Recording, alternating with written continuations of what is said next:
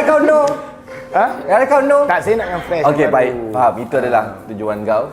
Itu adalah jawapan kau. Okey, untuk Mira pula kenapa yes? Untuk Mira, kenapa Mira yes? Sebab macam Mira tahu kalau dengan dia, Mira tahu dia macam mana. So bagi Mira 2 minggu tu singkat. So Mira rasa kalau sambung ni maybe best juga.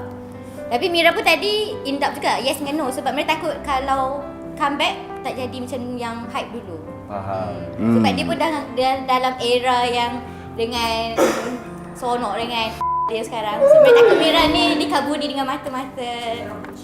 Dia dengan era bucin sekarang. Di dalam era buci. Hah.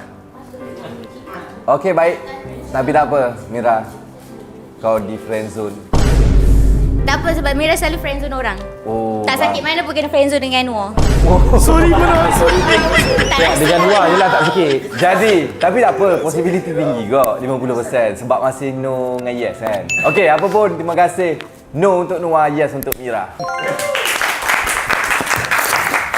Okey, kali ni saya memilih yang hebat sikit lah. Aslah. Hebat sikit So maksud yang lain tu tak hebat lah. Kau cakap hebat sikit. Hebat sikit, okey.